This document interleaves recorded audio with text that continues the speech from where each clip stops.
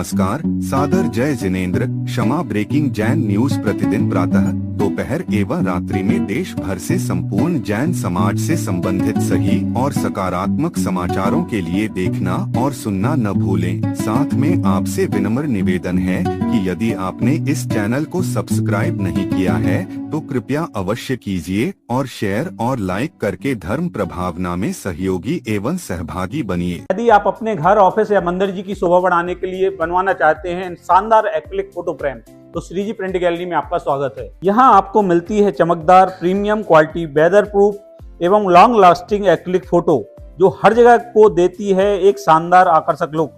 चाहे भगवान जी की सुंदर तस्वीर हो या हो कोई कस्टम डिजाइन, हम बनाकर देते हैं हर डिजाइन बेहतरीन फिनिश के साथ। इसके अलावा प्रभावना एवं गिफ्टिंग के लिए हमारे पास है शानदार प्रोडक्ट। अब अपने सपनों की फोटो और गिफ्ट बनवाइए भरोसे के साथ। तो दिए गए नंबर पर कॉल करें या मैसेज करें। जय जिनेंद्र। महाजी का बहुत दिनों से भाव था कि प्रतिभा स्थली के बारे में आप लोगों को कुछ बता सकूं मैं। हम लोग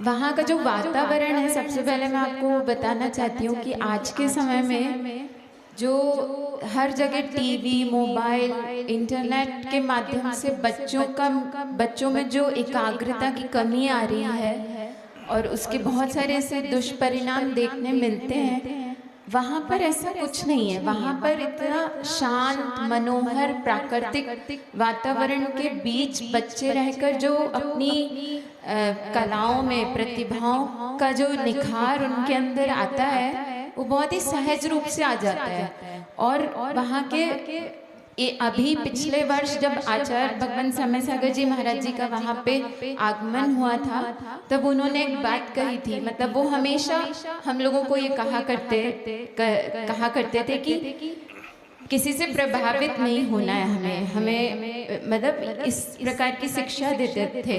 तो वो अभी उन्होंने उस समय कहा वहाँ पे कि ये स्थान, ये वातावरण ऐसा है जो श्रमणों के लिए भी आकर्षित का केंद्र बन गया है। उनको हम लोगों ने इतना निवेदन किया, आचार्य भगवान आप इतना कह रहे हैं, हम यही चातुर्मास हमारे यहाँ ही होना चाहिए प्रतिभा स्थली।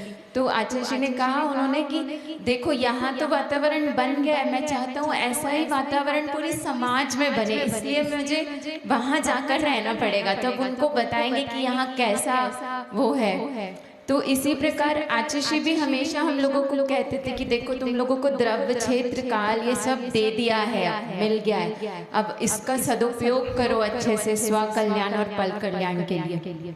ऐसे ही वहाँ पे जो छात्राएं पढ़ रही हैं अभी, तो लगभग 2500 से भी अधिक 3000 तक छात्राएं हो गई हैं पूरी 5 प्रतिभा स्थली में।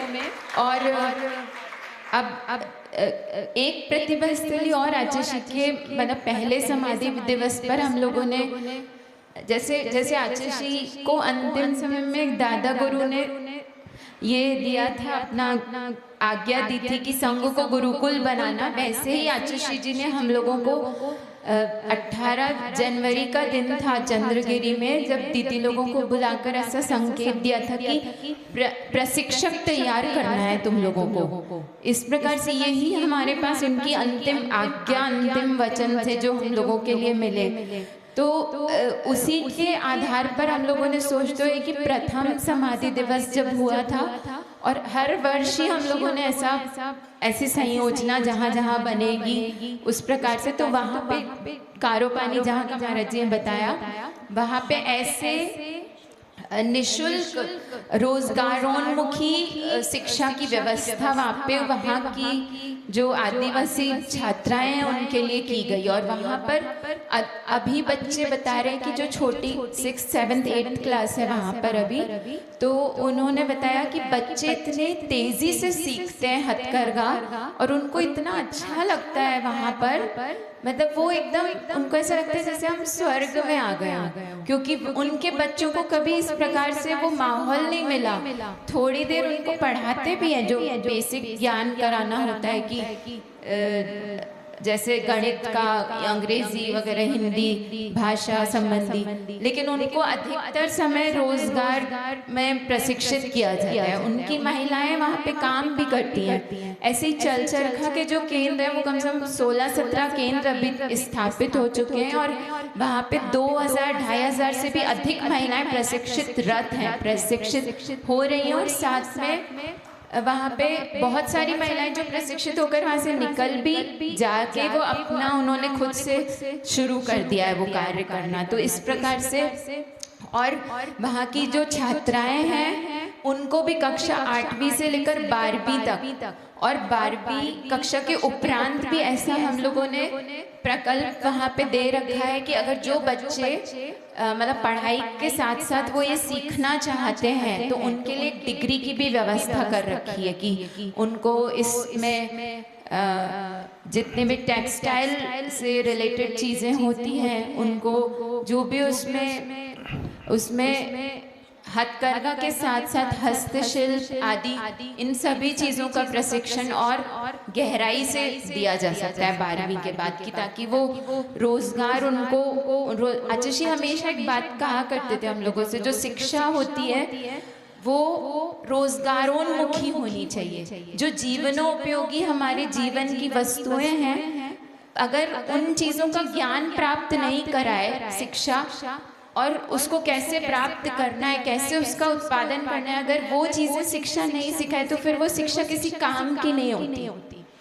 आजकल केवल अंग्रेजी माध्यम से हम लोगों को जो शिक्षा दी गई, मैं जिस स्कूल में कॉन्वेंट स्कूल में पढ़ी उसमें कभी मुझे ये सब चीज़ें कुछ सिखाया नहीं, बताया नहीं, ना ही टीचर्स को कोई ऐसा हम लोगों से एकदम कनेक्शन ऐसा उनसे रहा नहीं। यहाँ पर लेकिन जो बच्चे होते हैं दिन रात, मतलब जो दीदियाँ होती हैं, क्योंकि मैं भी बहुत बाद में गई वहाँ पर, मतलब उसके पहले जो दीदी लोगों ने इतना परिश्रम करके बच्चों को मतलब बनाने के लिए निरंतर रात दिन परिश्रम करते रहते हैं। एक ही उद्देश्य रहता है कि उन लोगों का भविष्य उज्जवल रहे, उन लोगों को किसी प्रकार की शारीरिक मानसिक कोई भी कष्ट ना आए, कोई तनाव में नहीं रहे वो बच्चे आजकल के।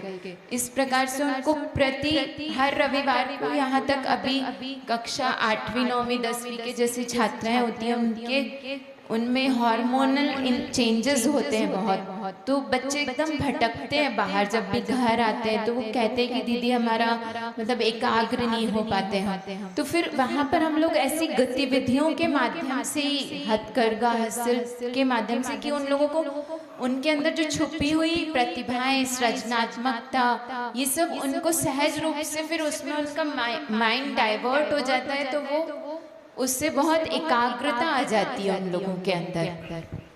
और अभी जो इस वर्ष का रिजल्ट रहा है, परिणाम बहुत ही अच्छा आया है। 34 बच्चे कक्षा 10वीं में थे, उन्होंने संस्कृत विषय में 100 में से 100 अंक प्राप्त किए और 36 से भी अधिक ऐसी छात्राएं थी जिनके 90% से ऊपर अंक हैं और अधिकतम अंक 98% गए। 95% से भी ऊपर 20-25 बच्चियां थी।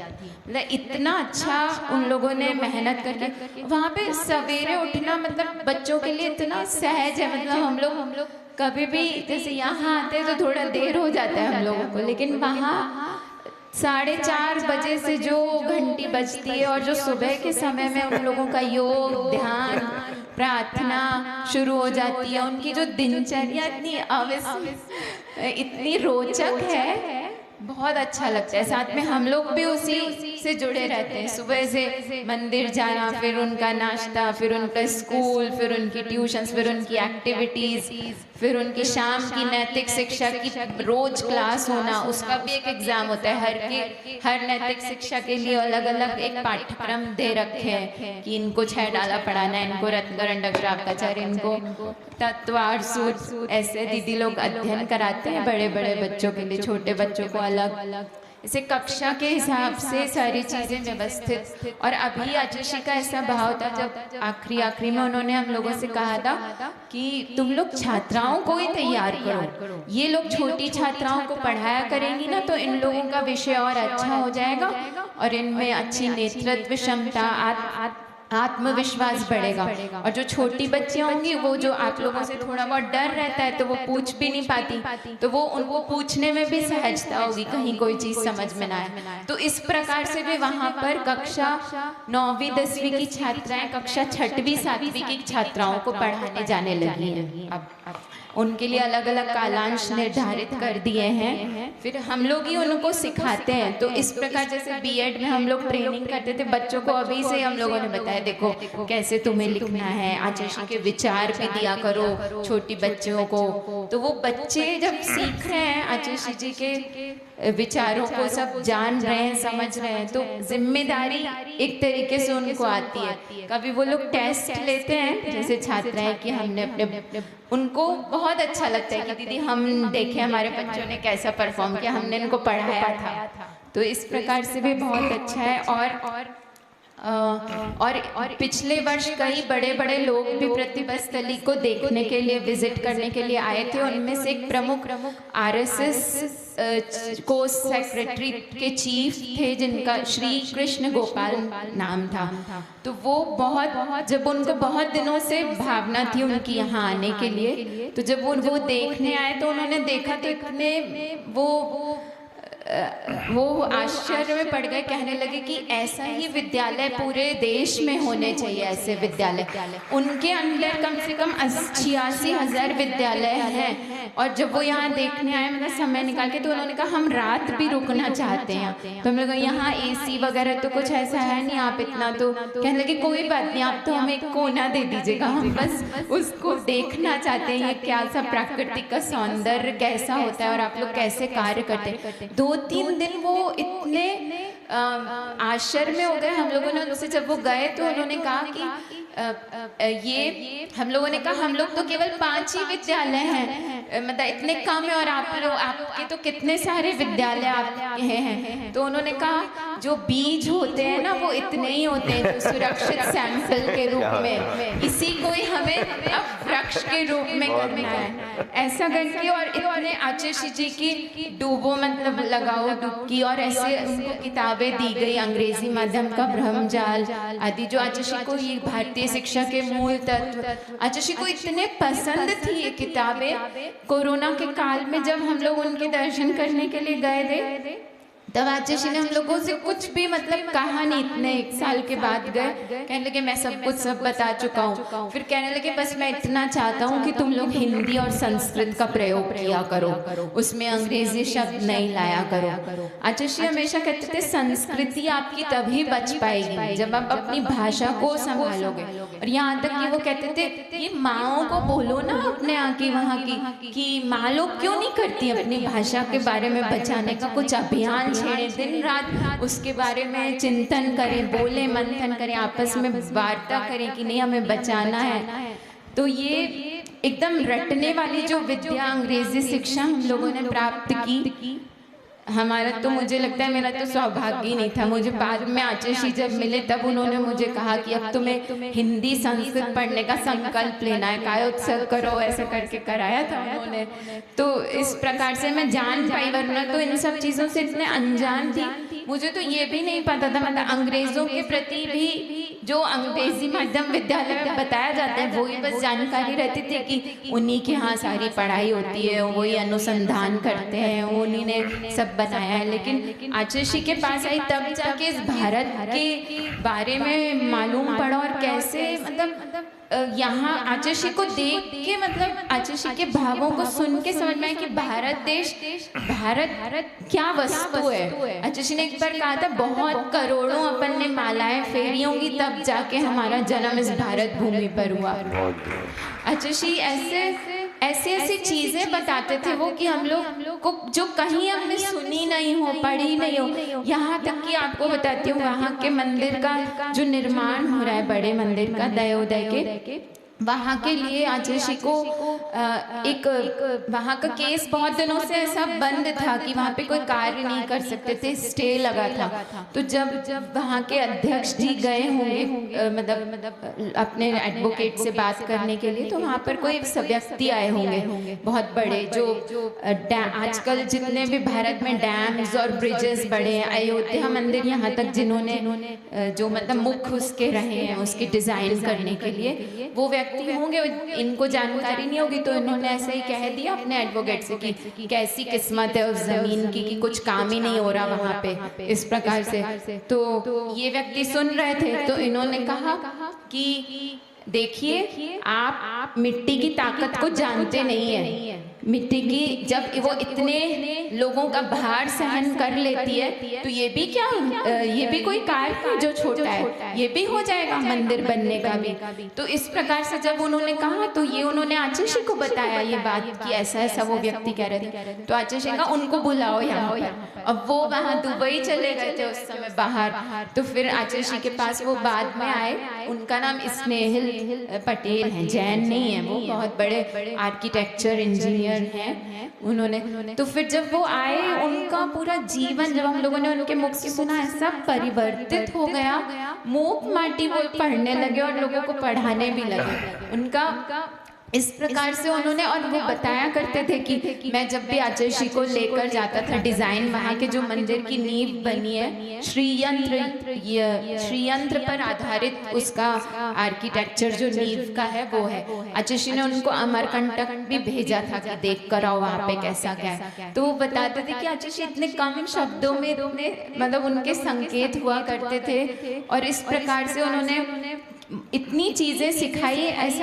ऐसा समर्पण भाव, मतलब एक जैन नहीं होकर भी लोगों के अंदर ऐसा आचर्षी के प्रति इतने बड़े बड़े व्यक्तियों के अंदर आ गया। ऐसे ही समर्पण की यही शिक्षा हम लोग देने का प्रयास करते हैं छात्राओं को भी, कि वो भी आचर्षी की कार्यों में, आचर्षी की सेना के रूप में वो कार्य करे आगे चलकर।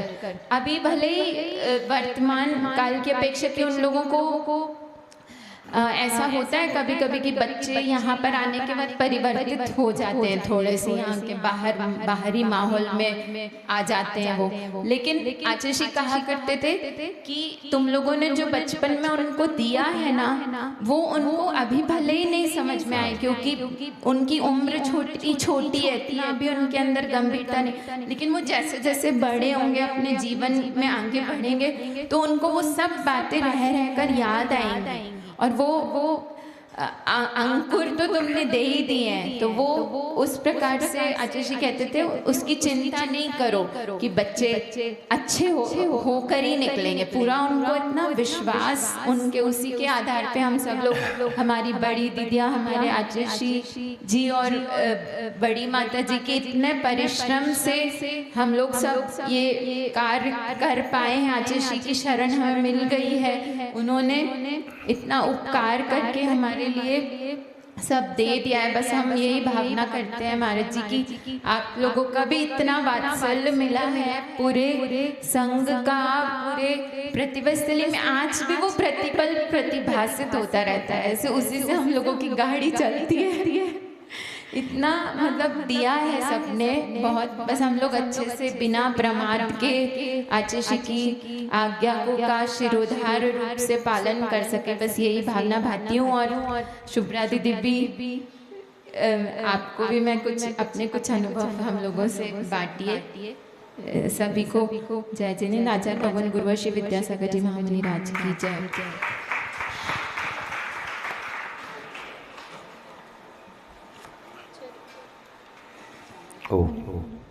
1008 श्री शांतिनाथ कुंथनाथ रहनाथ भगवान की, संत श्रोमणी आचार्य भगवान गुरुवर श्री विद्यासागर जी महाराज जी की, आचार्य भगवान श्री समय सागर जी महाराज जी की, निरापक मुनि श्री समता सागर जी महाराज जी की जय। समस्त आचार्य संघ की जय। आज हम यहाँ पर आप सबके समक्ष एक ऐसी शिक्षण संस्थान, दीदी ने तो बहुत कुछ बता ही दिया है, बट आचार्य जी द्वारा जो दिया गया ये प्रकल्प है, इसके बारे में जितना कहा जाए उतना कम है।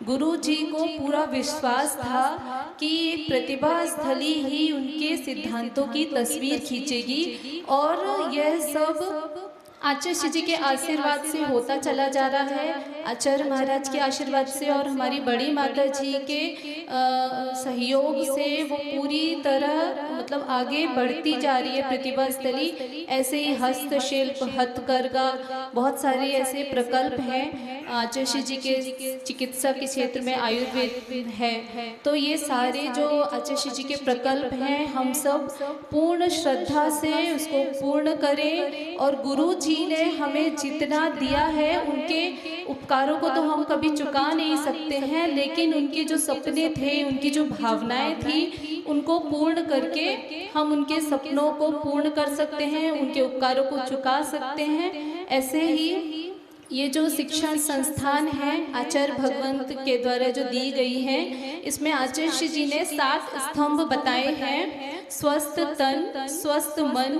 स्वस्थ धन, स्वस्थ वन, स्वस्थ वतन और अंतिम चरम लक्ष्य है स्वस्थ चेतन, जो कि आध्यात्मिकता को ले जाने वाली एक ऐसी सीढ़ी है जो गुरु जी के प्रकल्प को पूरा करेगी। इसमें आचार्य भगवान ने प्रतिभा स्थली से जो छात्राएं निकलती हैं अध्ययन पूर्ण करके और बाहर की दुनिया में प्रवेश करती हैं, तो वो ऐसे ही प्रवेश ना करें बल्कि नैतिक मूल्यों के साथ एक योग्य नागरिक बनकर निकले, अर्थात वो संवेदनाओं से परिपूर्ण हो। ऐसी शिक्षा को देने का प्रयास प्रतिभा स्थली कर रही है और प्रतिभा स्थली सामान्य विद्यालयों से अलग और अद्वितीय है। ये गुरु जी के वचन हैं, इसमें एक भी हमारा शब्द नहीं है। जो भी गुरु जी ने कहा है ये सारा, और आचार्य जी ने ऐसा कहा था कि जो शिक्षा है ये हमारी हिंदी माध्यम से होनी चाहिए।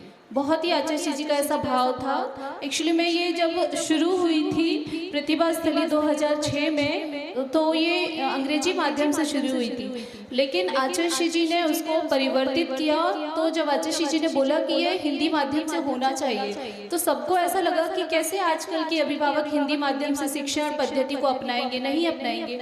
हम लोगों ने भी दीदी लोगों ने बहुत बोला कि नहीं हो सकता, मतलब कैसे होगा। तो आचार्य जी को पूर्ण विश्वास था नहीं होगा ये ऐसा।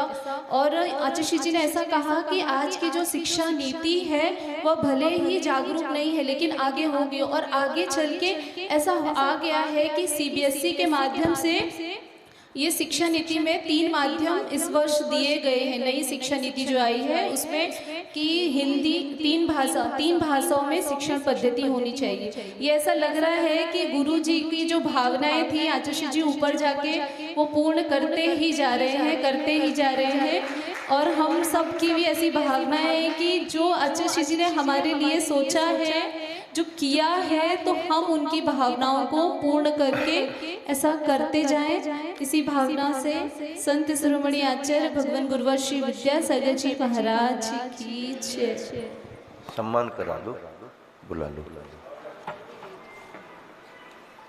आ जाओ ना, कोई भी अहिंसा, और भी कोई आ जाओ।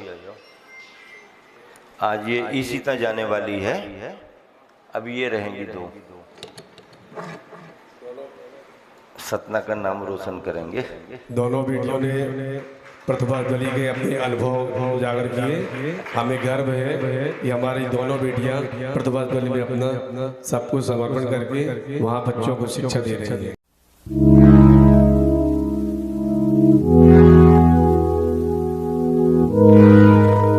क्षमा breaking Jain news YouTube channel पर विज्ञापन देकर धर्म प्रभावना में बने सहभागी। विज्ञापन देने हेतु संपर्क कीजिए मोबाइल नंबर 9026900740 एवं समाचार एवं वीडियो भेजने हेतु WhatsApp number 9335236222। Kshama breaking Jain news YouTube channel देखने के लिए आपको बहुत बहुत धन्यवाद। सादर प्रणाम, सादर जय जिनेंद्र।